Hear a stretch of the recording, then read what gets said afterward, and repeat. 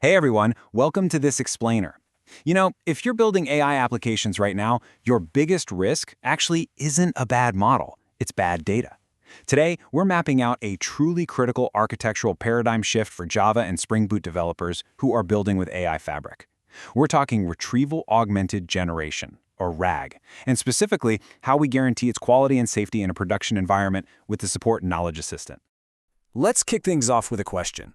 It's the most common question folks use to evaluate RAG apps today. Did the generated answer sound good? Take a second and think about your own testing workflows. Are you just running a few prompts and reading the paragraphs to see if they flow nicely? Well, if you are, we need to completely cross that out right now. Seriously, a RAG response can sound incredibly convincing while secretly using the wrong document, stale content, another tenant's data, or honestly, no evidence at all. The LLM is a very convincing liar when it's ungrounded. Fluent model-generated prose is essentially just a mask. It's a completely vibes-based approach, and a nicely written paragraph is absolutely never proof of actual retrieval quality. Okay, here's our agenda for today. 1. The RAG quality illusion.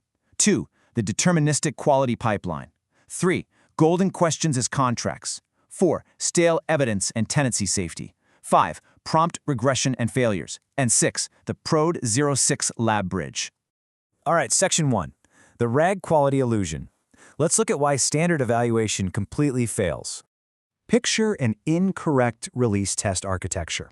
A developer asks 5 questions, reads the generated answers, and if they look quote-unquote reasonable, the test passes.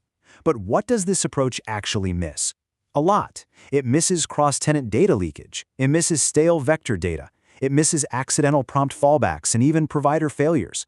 Worst of all, an LLM evaluator might pass the case even when a specific required evidence ID is completely missing. It's basically a systemic failure disguised as a success. Moving right along to Section 2, the deterministic quality pipeline. Let's standardize what success actually means. Trace this chronological life cycle with me for a second. Step 1 is the deterministic retrieval gate. This is absolutely crucial. It's your required release blocking decision. Notice how Step 2, optional model evaluation, and Step 3, LLM generation, strictly happen after that gate passes. Optional LLM generation and evaluator calls do not and cannot magically repair missing, stale, forbidden, or cross-tenant evidence. That deterministic gate has to come first, every single time.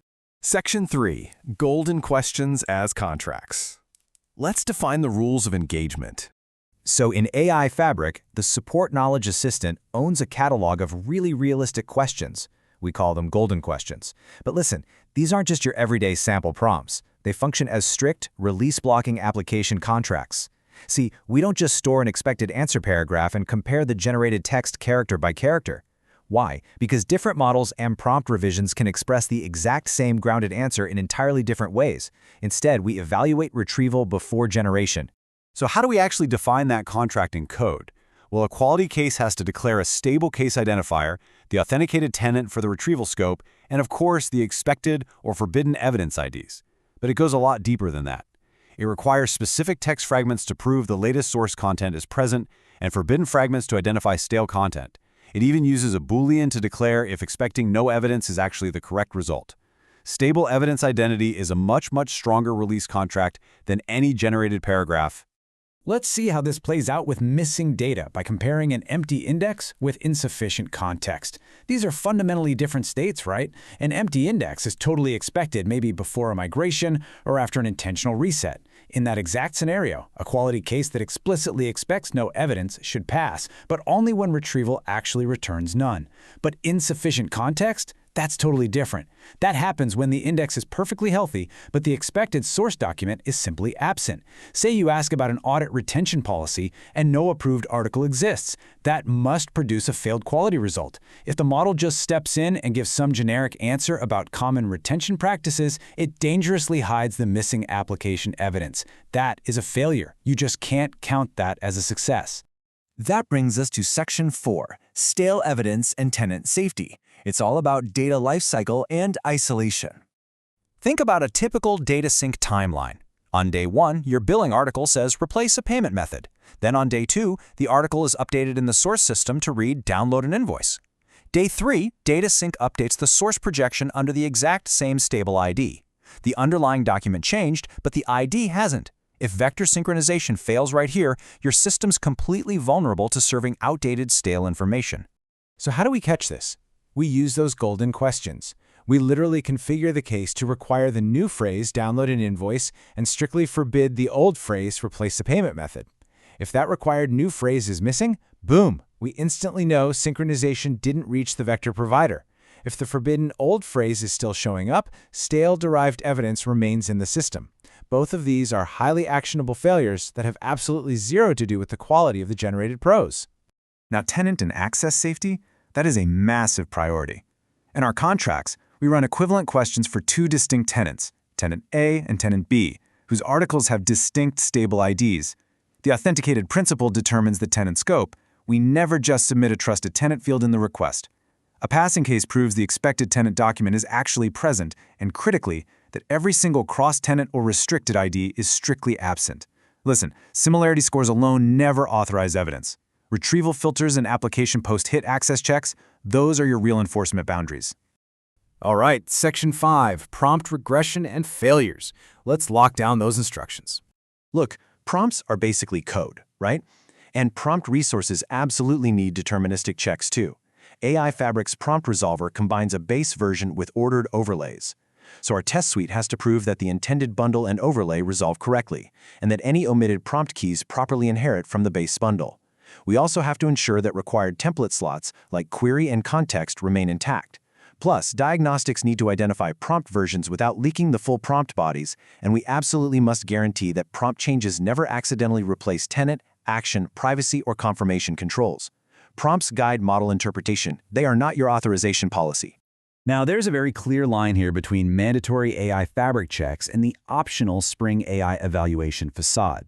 AI Fabric tests focus heavily on evidence, identity, freshness, and safety. They are a mandatory release gate with strict pass-fail variability, using perfectly bounded RAG documents. Now, AI Fabric does expose a Spring AI evaluation facade for relevancy and fact-checking. That's super valuable for model-specific observations, but it is optional. Its results vary by model, provider availability, and cost, and the data passed to it is completely stripped of sensitive metadata like credentials and tokens. Because of all that variability, your Spring AI evaluation results have to be retained separately from your strict deterministic tests. And you know, how the system fails is just as important as how it succeeds. If retrieval fails, generation is skipped entirely, and the application returns a safe retrieval failure. If generation fails or produces invalid citations, the application returns a visible generation failure. We do not substitute canned advice. In a keyless runtime where generation is disabled, calling the endpoint must visibly report that state. It shouldn't just invoke an LLM to explain away the failure or pretend it answered the question. Finally, Section 6, the Prod 06 Lab Bridge. Let's put all this into practice. In your upcoming Prod 06 lab, you're going to build these exact deterministic contracts yourself. Your tasks are to implement golden evidence cases for support tenants. You will physically test empty index and insufficient context behavior.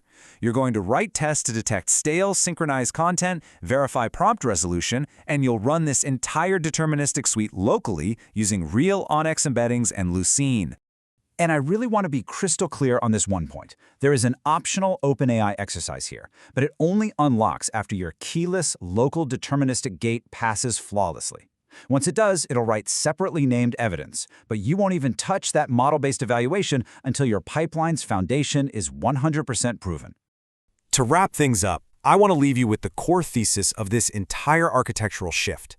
Production RAG quality is not confidence in a paragraph. It is evidence identity, freshness, access safety, prompt structure, and visible failure. AI Fabric gives your application a stable, deterministic place to actually enforce and test those contracts, all while keeping the model-based evaluation useful but completely honest. So, as you head into the Prod-06 lab, I'm going to leave you with this final provocative thought. If your LLM generated the absolute perfect answer today, could you mathematically prove it wasn't reading another tenant's data to do it? With AI Fabric's deterministic gates, you definitely can. Thanks for joining me on this explainer, and good luck in the lab.